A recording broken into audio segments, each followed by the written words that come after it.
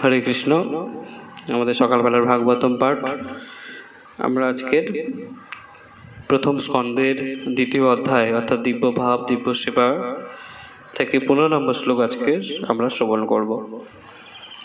সবাই আমার পরে পরে বলার চেষ্টা করুন শ্লোকটা। যৎ অনুদ্ধা অসীনা যুক্ত কর্ম গ্রন্থি নিবন্ধনম চিন্তন্তি কোবিদা তস্য কন কুর্যাৎ কথারতিম। আবার আমার পরে পরে সবাই বলবে। যদনুধাসীন যুক্ত কর্ম গ্রন্থি নিবন্ধনম ছিন্দন্তি কবিদাস্তস্য কোন কুর্যাৎ কথারতিম। যদনুধাসীন যুক্ত কর্ম গ্রন্থি নিবন্ধনম ছিদন্তি কবিদাস্তস্য কোন কুর্যাৎ কথারতিম। শব্দার্থ: যৎ যা, অনুদ্ধা অনুস্মরণ, অসীনা তরবারি দ্বারা, যুক্তা যুক্ত হয়ে, কর্ম কর্ম, গ্রন্থি গ্রন্থি, নিবন্ধনম বন্ধনকারী, ছিন্দন্তি ছেদন করে, কবিদা বিবেকী, তস্য তার, কহ কে, ন না কুর্যাৎ করবে, কথা কথা, রতিম রতি। অনুবাদ। এই শ্লোকের অনুবাদ সবাই শ্রবণ করো। পরমেশ্বর ভগবানের অনুস্মরণ রূপ তরবারির দ্বারা যথার্থ জ্ঞানী পুরুষেরা কর্মবন্ধন ছেদন করেন। তাই সেই ভগবানের কথায় কেই বা রতিযুক্ত হবে না। আমরা আগের দিন পড়েছিলাম না, কি পড়েছিলাম? প্রত্যেকটা বর্ণ এবং আশ্রমের উদ্দেশ্য কি? ভগবানের লীলা শ্রবণ করা, স্মরণ কীর্তন করা, স্মরণ করা এবং পাদ সেবন, ভগবানকে সেবা করা। আজকে সেই শ্লোকের পরেই আজকে সেটা পাঠ হচ্ছে। কি বলা হচ্ছে? কি যে পরমেশ্বর ভগবান এই যে স্মরণ আমরা করছি, এই স্মরণ রূপ তরবারির দ্বারা, কিরকম তরবারি? ভগবানের লীলা স্মরণ, ভগবানকে স্মরণ, এইটা হচ্ছে তরবারি। এই তরবারির দ্বারা যথার্থ জ্ঞানী পুরুষেরা কর্মবন্ধন ছেদন করে। কর্মবন্ধন। আমরা কেন এই জড়জগতে আটকে আছি? কর্মবন্ধনের দ্বারা। আমরা কর্ম করি কেন? আমরা কিরকম কর্ম করি? সকাম কর্ম করি, তাই না? নিজেদের জন্য কর্ম করি, নিজেদের কামনা পূর্তির জন্য কর্ম করি। ফলে সেই কর্মের ফল ভোগ করতে হচ্ছে, এক জীবন ধরে নয়। আমরা পড়েছি একসাথে সব কর্মের ফল ভোগ হয় না। কিছু কর্মের ফল এই জীবনে ভোগ হচ্ছে, মানে অনন্ত অনন্ত জীবন আমরা শরীর পেয়েছি, তাই না? অনন্ত শরীর পেয়েছি। এবং যদি এই কর্মবন্ধন থেকে মুক্ত হতে পারি এই মনুষ্য জীবনে, তাহলে এরপরে অনন্ত অনন্ত শরীর, বিভিন্ন রকমের দেহ, 84 লক্ষ রকমের দেহ পেতে থাকবো, তাই তো? তাহলে আমরা এই জড়জগতে আটকে আছি এই সকাম কর্মের জন্য। নিজেদের জন্য কর্ম করছি, সেই কর্মের ফল কখনো পাপ ফল, যখন পাপ কর্ম করছি তার পাপের ফল ভোগ করতে হচ্ছে। কখনো পুণ্য কর্ম করছি, তখন পূর্ণ কর্মফল ভোগ করতে হচ্ছে, এবং সেটা জন্ম জন্মান্তরে চলতেই আছে। একটু আগে আমরা বলছিলাম না 3 প্রকারের দুঃখ। একটা বলেছিলাম কি আদি আধ্যাত্মিক, হ্যাঁ, মানে সেটা যেটা অনেক জন্ম ধরে করে এসেছিস, কিছু ফল তার লাভ হচ্ছে। একসাথে একটা গাছে সব ফল পেকে যায়?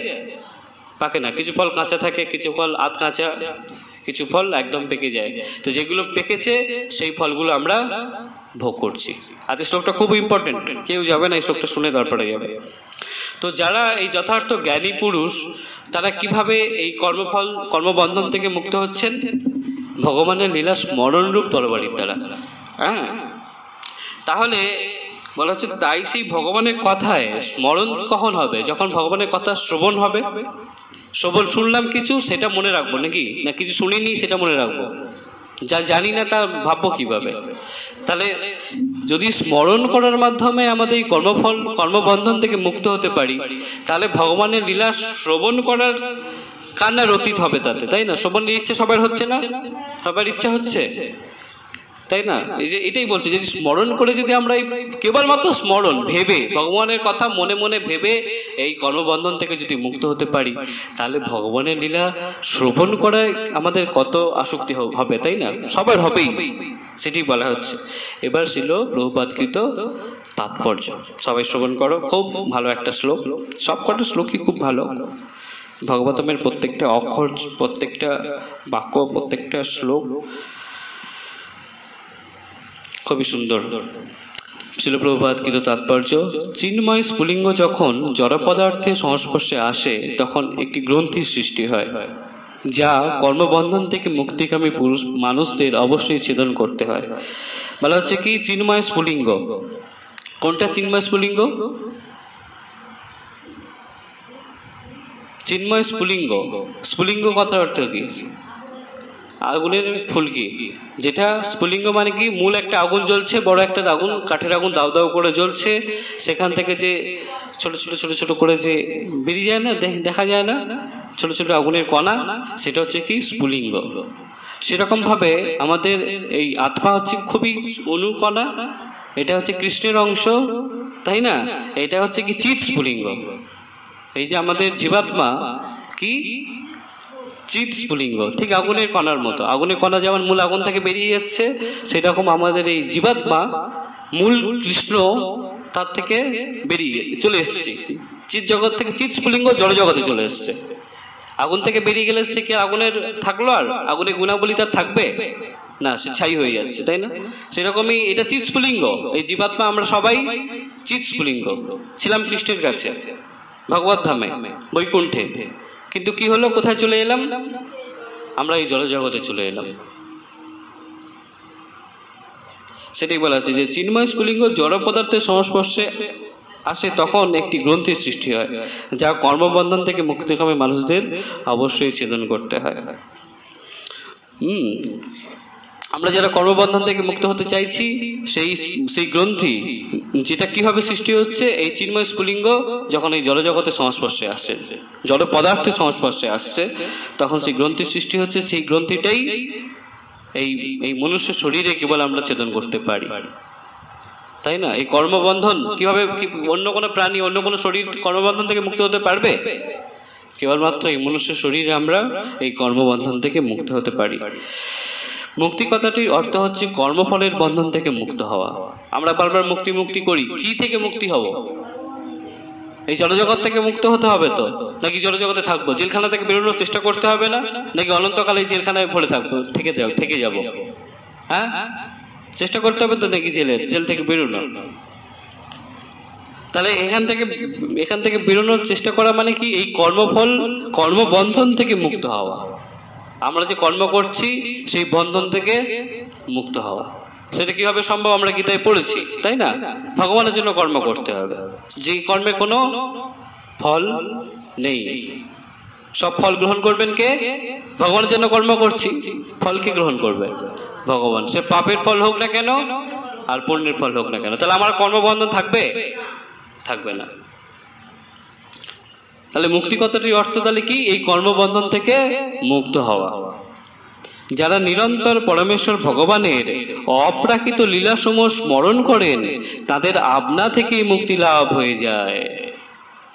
আমরা যারা ভগবানের লীলা স্মরণ মনে মনে ভাবছি সর্বদাই, সবসময় ভগবান নিয়ে চিন্তা, ভগবত চিন্তা করছি, তাদের এই কর্মবন্ধন আপনা থেকেই, আপনা থেকেই মুক্তি হয়ে যায়। এই জন্যই বারবার বলা হচ্ছে যে কি মন দিয়ে কি করব? ভগবানের চিন্তা করা অভ্যাস করব, তাই না? ভাগবতম সেটাই বলছে যে আমরা যারা নিরন্তর ভগবানের স্মরণ করার চেষ্টা করছি, ভগবানের অপ্রাকৃত লীলাসমূহ, ভগবানের লীলা কি প্রাকৃত আমাদের মতো? না, অপ্রাকৃত লীলাসমূহ। ওই জন্য তিনি লীলা করছেন, যাতে আমার ভক্তরা সেগুলো স্মরণ করবে, করে এই জড়জগৎ থেকে তারা মুক্ত হবে, আমার কাছে ফিরে আসবে তারা। এই জন্য তিনি লীলা প্রকাশ করছেন, তার প্রতি আমরা যাতে আকর্ষিত হই। অপ্রাকৃত লীলাসমূহ স্মরণ করেন, তাদের আপনা থেকে মুক্তি লাভ হয়ে যায়। কেননা পরমেশ্বর ভগবানের সমস্ত কার্যকলাপই জড় প্রকৃতির গুণের অতীত। কারণ কি? ভগবানের প্রত্যেকটা কার্যকলাপ জড় প্রকৃতির গুণের অতীত। এটা হচ্ছে জড় প্রকৃতি। এখানে তিনটে গুণ আছে, কি কি? তামসিক, তমগুণ, রাজসিক, রজগুণ আর সাত্বিক, সত্যগুণ। এই জড় প্রকৃতির তিনটে গুণ আছে। কিন্তু ভগবানের লীলাসমূহ, ভগবানের কর্ম সবকিছু এই তিনটে গুণের ঊর্ধ্বে। এবং ভগবানের সেবা যারা করছে, ভগবানের লীলাসমূহ যারা স্মরণ করছে, যারা শ্রবণ করছে, এই ভগবত কর্ম, ভগবান কেন্দ্রিক যা কিছু সব এই তিনটে গুণের ঊর্ধ্বে। ভগবানের প্রসাদ সাত্বিক নয়, এগুলোর ঊর্ধ্বে। ভগবানের ভক্তের কর্ম সাত্বিক নয়, এটার ঊর্ধ্বে। নির্গুণ, তিনটে গুণের ঊর্ধ্বে এগুলো। তাই এখানে কি বলা হচ্ছে, কেননা পরমেশ্বর ভগবানের সমস্ত কার্যকলাপই জড় প্রকৃতির গুণের অতীত। হ্যাঁ, তাই যেহেতু এই তিনটে গুণের অতীত সমস্ত কার্যকলাপ, এই জড়জগতের কোনো কার্যকলাপ নয়, তাই সেগুলো যদি আমরা ভাবি তাহলে সেটা কি চিন্ময় চিন্তা হলো না? ভগবানের লীলাসমূহ তো কোনো জড়জাগতিক নয়। জড়জাগতিক কি? জড়জাগতিক নয়, এই তিনটে গুণের নয়। ভগবানের আমরা যেগুলো করছি তিনটে গুণ সমন্বিত। কখন আমরা ভোরবেলা উঠে পড়ছি, পরে মঙ্গল আরতিতে আসছি, তার মানে কি আমরা সাত্বিক গুণে আছি। খুব মানুষের সাথে খুব সুন্দর কথা বলছি, ভালো ব্যবহার করছি, তার মানে আমরা সাত্বিক গুণে আছি। আবার কখনো রেগে যাচ্ছি, তার উপর চেঁচামেচি করছি, তার মানে কি রাজস্বিক গুণে আছি, তাই না? কখনো এত ঘুমাচ্ছি, উঠতে ইচ্ছা করছে না, সারাদিন শুয়ে আছি, অলসতা, সেটা কি? তামসিক গুণে আছে। আমরা সারাদিন কোনো না কোনো গুণের দ্বারা প্রভাবিত হয়ে কর্ম করি। গীতায় বলা হয়েছে না, মানুষ কর্ম করে কেন? এই তিনটে গুণের প্রভাবে, তিনটে গুণের দ্বারা কর্ম করে। কিন্তু ভগবান কি এই তিনটে গুণের দ্বারা কর্ম করছেন? না, তিনি এই তিনটে গুণের অতীত, উপরে। তাই তার লীলাসমূহ স্মরণ করা মানে কি? এই তিনটে গুণের অতীতে গিয়ে কথা চিন্তা করা। এই জড়জগতের যা কিছু কথা কালকে আমরা পড়ছিলাম, সবকিছু তিনটে গুণের মধ্যে। তাহলে সেগুলো জড়জগতিক কথা যদি আমরা ভাবি, জড়জগতিক কথা যদি আমরা শুনি, তাহলে এই জড়জগতে থেকে যেতে হবে। আর যদি কৃষ্ণের কথা শুনি, কৃষ্ণকে স্মরণ করি, যেগুলো সব চিৎ জগতের, তাহলে কোথায় যাব? গোলক বৃন্দাবন যাব। সেটাই এখানে বলা হচ্ছে। তাহলে কর্মবন্ধন থেকে আমরা মুক্ত হতে পারবো। তাই না আমাদের গীতাতে একটা শ্লোক সুন্দর বলা হয়েছে কি, জন্ম কর্ম চ মে দিব্যম এবং চ ব্যক্তি তত্ত্বত। তাই না, যে এই ভগবানের জন্মকর্ম, ভগবান নিজেই বলছেন আমার জন্মকর্ম এই জড়জগতের মানুষের মতো নয়, আমার জন্মকর্ম সব দিব্য। যা এই জড়জগতে বুদ্ধি দিয়ে ভাবলে, জড়জগতে বুদ্ধি দিয়ে বিচার করলে তা সঠিক হবে না। জন্মকর্ম চ মে দিব্যম এবং চ ব্যক্তি তত্ত্বত ত্যক্তা দেহ পুনর্জন্ম নৈতি মামিতি সহর্জুন। যে এটা ভালো করে বুঝে গেছে যে ভগবানের জন্মকর্ম সব এই জড়জগতে আমাদের মতো নয়, সব দিব্য জন্মকর্ম। তিনি জন্মাচ্ছেন দিব্য ভাব নিয়ে, তার সমস্ত তার দেহটাও দিব্য। তিনি তার চিন্ময় দেহকে নিয়ে এখানে আসছেন, আমাদের মতো জড় দেহ নিয়ে তিনি এখানে আসছেন না, তাই না? এই কেউ কেউ কীর্তনে বলছে তোমাদের কৃষ্ণ পায়খানা করে। পায়খানা কোন দেহ করে? জড় দেহ পায়খানা করে, চিন্ময় দেহ পায়খানা করবে? এইগুলো শুনছে মানুষ, শুনে তারা বিভ্রান্ত হচ্ছে। কারণ কি? তাদের জ্ঞান নেই। ভগবান নিজে গীতায় জ্ঞানযোগে বলেছেন আমার দেহটা তোমাদের মতো নয়। আমার দেহটা হচ্ছে আমি, আমার অন্তরঙ্গ শক্তি অর্থাৎ যোগমায়ার দ্বারা আমি আমার নিত্য চিন্ময় দেহে আমি আসি এই জড়জগতে। তা যে দেহ চিন্ময় দেহ, সেই গুণের দ্বারা প্রভাবিত হবে। তার চিন্ময় দেহের কার্যকলাপ আমাদের মতো দেহের হবে? এই রক্ত, মাংস, পচা গলা, কৃমি, কফ, পিত্ত, তাই না, মল, এই দেহের সব এইগুলো তো এই দেহে, তাই না? চামড়াটা সুন্দর আবরণ হয়ে আছে বলে বাহ কত সুন্দর দেখতে, কিন্তু ভেতরে কি সব? শুধু পচা ময়লা। তা সেই ভগবানের দেহ কি সেই রকম? তিনি তো নিজেই বলছেন না, এই দেহ, আমার দেহটা তোমাদের মতো নয়, আমার দেহটা কি চিন্ময় দেহ। তাই আমার জন্মকর্ম সব দিব্য, এগুলো আমার ভক্ত ছাড়া কেউ বুঝতে পারে না। তাই এই সমস্ত কথায় না, ওগুলো শোনাই উচিত না। শুনবো কেন আমরা আলতু ফালতু লোকেদের কথা? তারপরে কি বলা হচ্ছে, তাই পরমেশ্বর ভগবানের চিন্ময়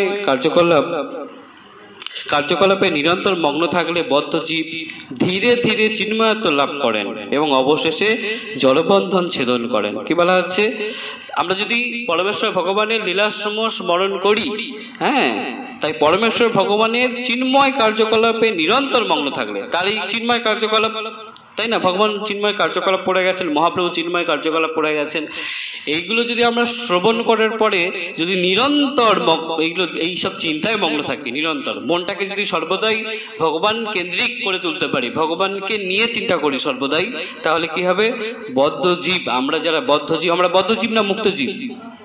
বদ্ধজীব। এই বদ্ধজীব ধীরে ধীরে চিন্ময়ত্ব লাভ করেন, অর্থাৎ চিন্ময় স্তরে অধিষ্ঠিত হন তিনি, তিনি জড়জগতের থেকেও মুক্ত তিনি, হ্যাঁ, চিন্ময়ত্ব লাভ করেন এবং অবশেষে জড় বন্ধন ছেদন করেন।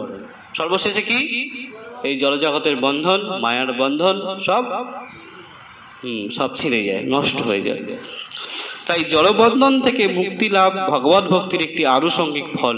আমরা যারা যারা ভক্তি করছি তার অনেক ফল আছে, তার মধ্যে একটা আনুষঙ্গিক ফল কি, এই জড়জগতের বন্ধন থেকে আমরা মুক্ত হয়ে যাব, এই কর্মবন্ধন থেকে আমরা মুক্ত হয়ে যাব, এটা একটা আনুষঙ্গিক ফল। অনেক ফল আছে এই ভক্তিতে, এই ভক্তি করছি যারা আমরা, তার মধ্যে এই একটা ফল। সেই জ্ঞান অবশ্যই ভক্তিযুক্ত সেবা সমন্বিত হতে হবে। কি বলা হচ্ছে, চিন্ময় জ্ঞান মুক্তি লাভের জন্য যথেষ্ট নয়। শুধুমাত্র জ্ঞান মুক্তি লাভের জন্য যথেষ্ট নয়। ভালো করে বোঝার চেষ্টা করো, শুধু জ্ঞান কি মুক্তি লাভের জন্য যথেষ্ট? বলা হচ্ছে যে সদা সত্য কথা বলিবে, এটা একটা জ্ঞান। এটা কি বিজ্ঞান হলো? যতক্ষণ আমি সবসময় সত্য কথা বলছি তাহলে সেটা বিজ্ঞান হলো না, সাক্ষাৎকার হলো না। আমি শুধু শুনে বাড়ি চলে গেলাম যে সদা সত্য কথা বলিবে, বলে সারাদিন মিথ্যে কথা বলছি, তাহলে সেটা ফল হবে? জ্ঞানটা বিজ্ঞান হবে? হবে না। জ্ঞান বিজ্ঞান কখন হবে? যখন আমরা সবসময় সত্য কথা বলবো। সেই রকমই এখানে কি বলা হচ্ছে, চিন্ময় জ্ঞান। এই যে ভাগবতম গীতার জ্ঞানটা চিন্ময়, কিন্তু মুক্তি লাভ করার জন্য, এই কর্মবন্ধন থেকে মুক্ত হওয়ার জন্য শুধু জ্ঞান যথেষ্ট নয়। কি করতে হবে? সেই জ্ঞান অবশ্যই ভক্তিযুক্ত সেবা সমন্বিত হতে হবে। ভক্তিযুক্ত ভগবানের সেবা, প্রীতি সহকারে ভগবানকে সেবা, সেটা জ্ঞানটা শুধু নিলে হবে না, ভগবানের সেবায় যুক্ত হতে হবে, ভগবানকে সেবা করতে হবে। আমরা কৃষ্ণের নিত্য দাস, এটা জ্ঞান। বিজ্ঞান কখন হবে? দাসের কাজ কি? প্রভুত্ব করা, ভগবানের সেবা করা, প্রভুর সেবা করা, তাই না? এই আমরা যারা দাসত্ব করছি, বিভিন্ন কোম্পানিতে কাজ করছি বা জন্মজুর খাচ্ছি, কি আমরা কি প্রভু আমাদের যারা কাজ করতে যাচ্ছি সে আমার সেবা করছে না? সে যে কাজ দিচ্ছে তার সেবা আমি করছি, তাই না? তো আমি কৃষ্ণের দাস বলছি, কিন্তু এটা শুধু বললে হবে? আমি সদা সত্য কথা বলিবে, এটা শুধু বললে হবে? আমি কৃষ্ণ দাস এটা বললে হবে না? হবে না। কি করতে হবে? কৃষ্ণের দাসত্ব করতে হবে, তবে মুক্তি লাভ হবে। ওই জন্য বলা হচ্ছে চিন্ময় জ্ঞানটা যথেষ্ট নয়। কি করতে হবে? সেই জ্ঞান অবশ্যই ভক্তিযুক্ত সেবা সমন্বিত হতে হবে, যাতে অবশেষে ভগবত ভক্তি প্রাধান্যই কেবল বর্তমান থাকবে। তা ভগবানকে সেবা করলে কি থাকবে? সেখানে ভগবত ভক্তি প্রাধান্য থাকবে, তাই না? ভগবানকে সেবা, নিষ্কাম সেবা, ভগবানের জন্য করছি, তখনই মুক্তি লাভ সম্ভব হয়। দেখছো তাহলে কখন মুক্তি লাভ সম্ভব হবে? শুধু জ্ঞান নিলাম, যথার্থ জ্ঞান পাচ্ছি, সেই জ্ঞানটা আমাদের বিজ্ঞান, আমাদের সেটা মেনে চলতে হবে, সেটাকে আমরা ভগবানের সেবায় যুক্ত হতে হবে। এমনকি সকাম কর্মীদের কর্ম ভক্তিযুক্ত সেবা মিশ্রিত হলেই তবে মুক্তিদান করে। আমরা যারা সকাম কর্মী, নিষ্কাম হতে পারছি না, এই কলিযুগে নিষ্কাম হওয়া খুবই কঠিন, কিন্তু সকাম কর্মী নিজেদের কামনার জন্য কর্ম করব, ঠিক আছে, কিন্তু সেটা যদি ভগবানের সেবা মিশ্রিত হয়,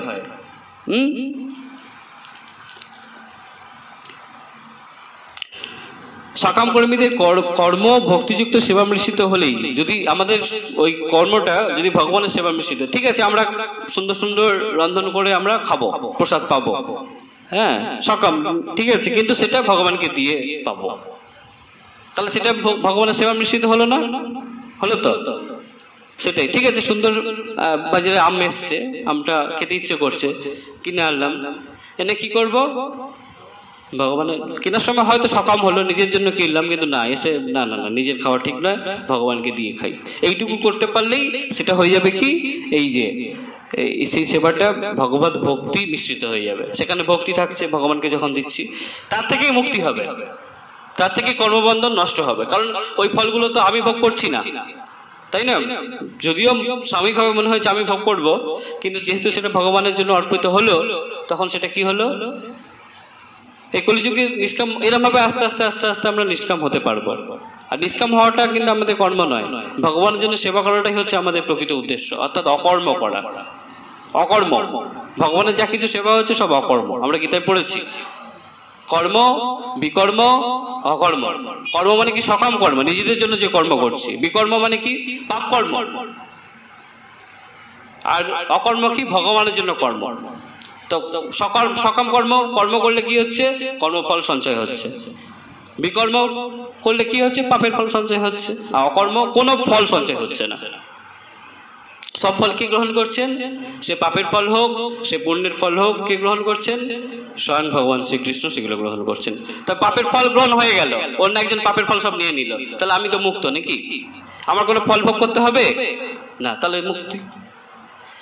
সেটাই এখানে বলা হচ্ছে। এমনকি সকাম কর্মীদের কর্ম ভক্তিযুক্ত সেবা মিশ্রিত হলেই তবে মুক্তি দান করে। তারপর খুব মন দিয়ে শোনো, ভগবত ভক্তি মিশ্রিত কর্মকে বলা হয় কর্মযোগ। আমরা যা করি কর্মযোগ কখন হবে? যখন ভগবানের জন্য কর্ম হবে, তবে সেটা কর্মযোগ হবে। সেটাই বলা হচ্ছে যে ভগবত ভক্তি মিশ্রিত, ভগবানের ভক্তি মিশ্রিত কর্মকে বলা হয় কর্মযোগ।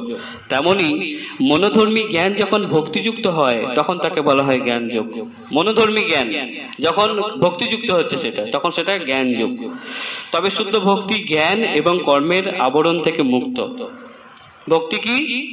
জ্ঞান এবং কর্ম, এই আবরণ থেকে মুক্ত। কেননা তা কেবল জীবকে জড়বন্ধনের বন্ধন থেকেই মুক্ত করে না, তা পরমেশ্বর ভগবানের প্রতি প্রেম ভক্তিও প্রদান করে। এই যে কর্মযোগ বা কর্ম, জ্ঞানযোগ বা কর্ম, জ্ঞানযোগ, জ্ঞান বা কর্ম কি? ভক্তি যুগের থেকে, ভক্তিযুগ এর থেকে ভক্তি আরো গভীর।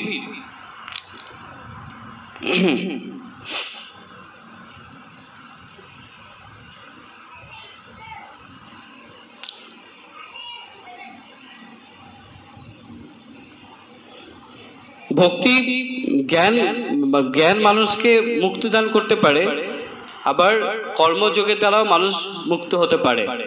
কিন্তু ভক্তির দ্বারা তার কিরকম সে মুক্তি লাভ করবে? সে ভগবানের ভক্তির দ্বারা ভগবানের সাথে লীলা বিলাসের সুযোগ পাবে, সে বৃন্দাবনে তার স্থান হবে, যারা কৃষ্ণকে প্রেম ভক্তির দ্বারা সেবা করছে। সেটাই বলা হচ্ছে যে তবে শুদ্ধ ভক্তি জ্ঞান এবং কর্মের আবরণ থেকে মুক্ত। হ্যাঁ, কেননা তা কেবল জীবকে জড়বন্ধনের বন্ধন থেকে মুক্ত করে না, তা পরমেশ্বর ভগবানের প্রতি প্রেম ভক্তিও প্রদান করে। অনেক তো জ্ঞানী আছে যাদের কি ভক্তি আছে? ভক্তি নেই। আছে কি?